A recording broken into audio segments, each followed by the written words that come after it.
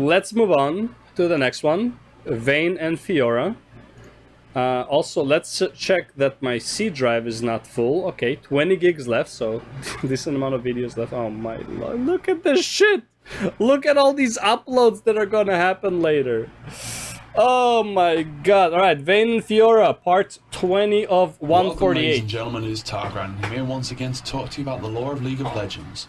In this particular episode, we're staying in the noble families of Demacia. Let's go. And we'll focus on two young ladies who have chosen the path of blood and steel.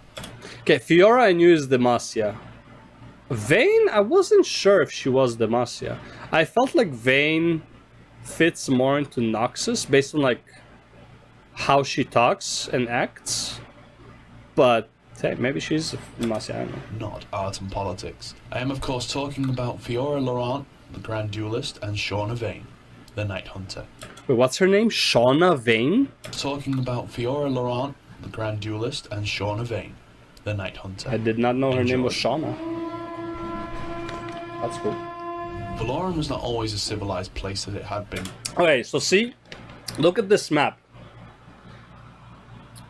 This map has very different stuff here compared to like the current map, right?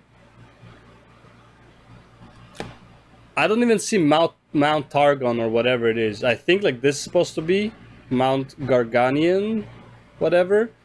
This is supposed to be Mount Targon.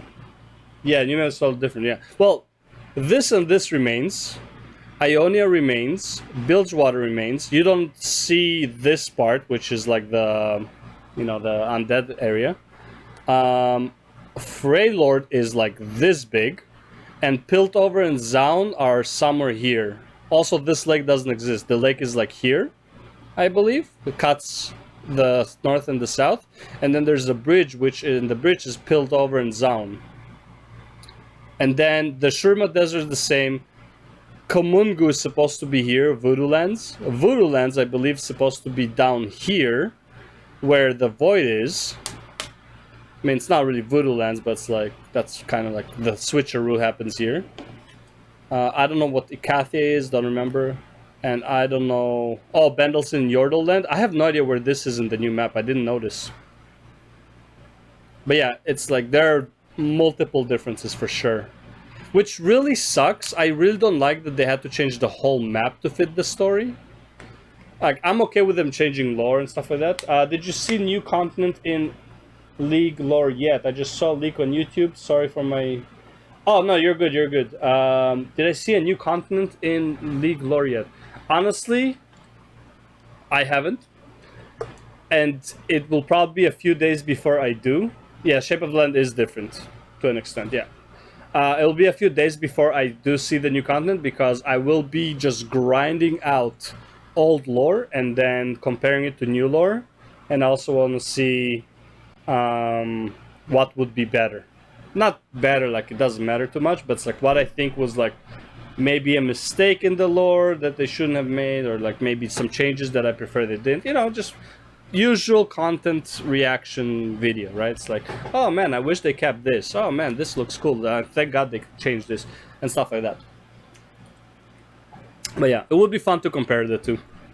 I love comparing lore. I have no idea when it started, me and enjoying lore, but somewhere around probably Mists of Pandaria for World of Warcraft. Leak from book that they will sell soon. Oh man. Oh, it's good. So I'll get like, when I'll be done with this, I will get the leak like fresh. Fricka fresh. Alright. Also, Roshinantes, thank you for sticking around and adding to the chat. I am very much appreciate it. And also thank you for notifying me that there is a leak about a new continent. I will definitely check it out. I'm gonna find out everything I can about lore in League of Legends, so I am not as clueless as people say that I am in the content. Let's go. Now, a long time Vayne and ago, it Fiora. had been dark and mysterious and dangerous for everyone. Some chose to ignore that fact and live in the present, while others tried to explore the path of the dark primal magic. which is dangerous and hard to control, and are often corrupted and destroyed by the forces that they use. Not only that, but many creatures of the past still lurk in the darkness. Many people do not know about that, others are never told about dangers of the world. While some peasants are still slightly superstitious, nobles are even rarely told about such inferior matters. The young girl, Shauna of the House Vane, was a good example. She never realised the existence of dark forces that are not commonly known. Young and naive, she was convinced there was no evil in the world, as good wizards took care of it. Her expectation... Oh my god. Dude, I love how many cliche champions they have. I already see where this is going. She also reminds you of the Demon Hunter in Diablo 3, let's be real.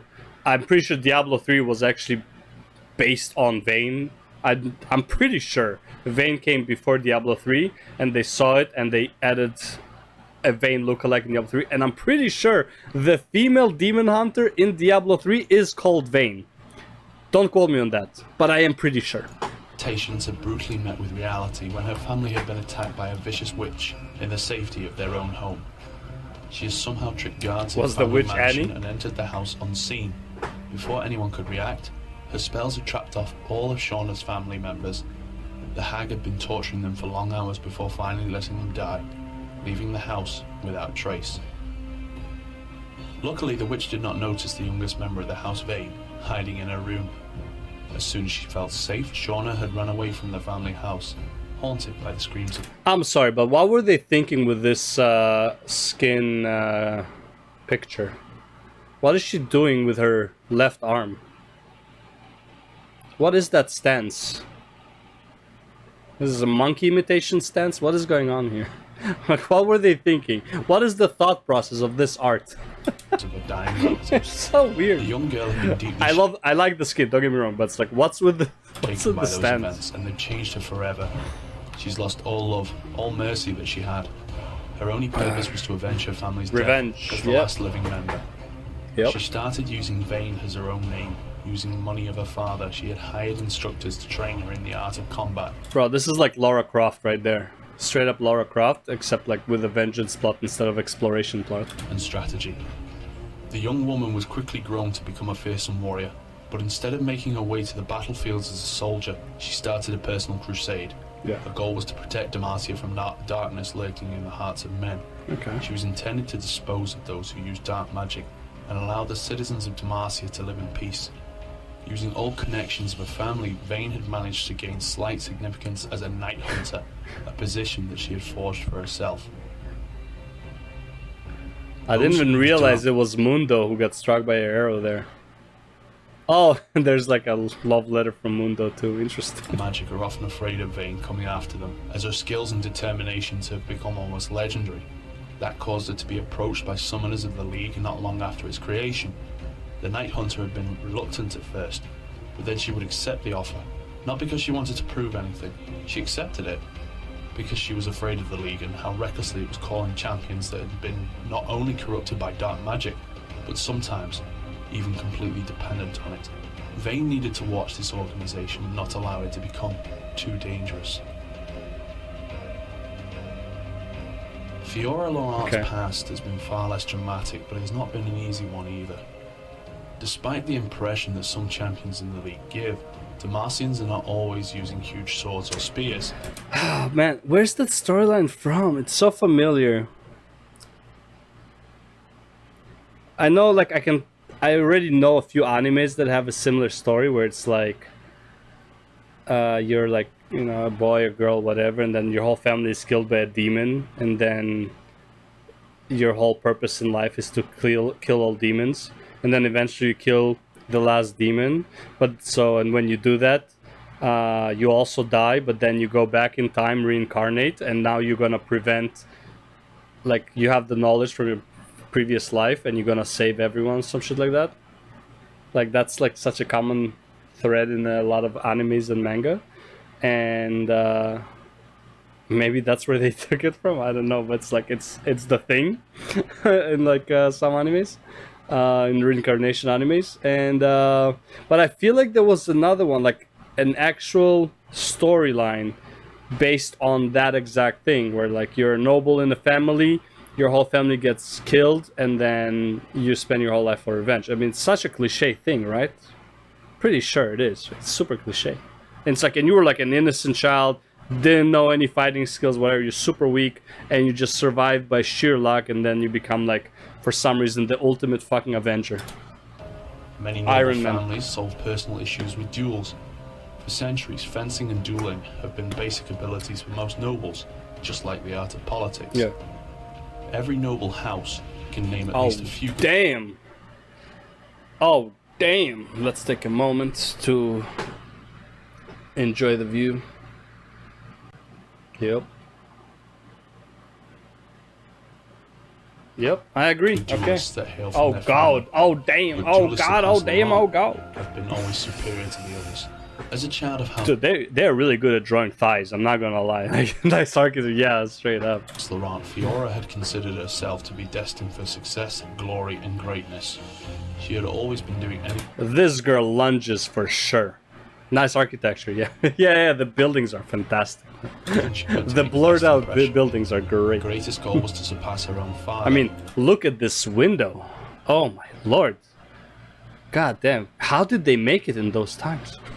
who had been almost a legend amongst The Demacian Massive nobles. buildings have that These are charm. trained Yeah, and 100%. But they allowed Fiora to improve much faster than her other siblings.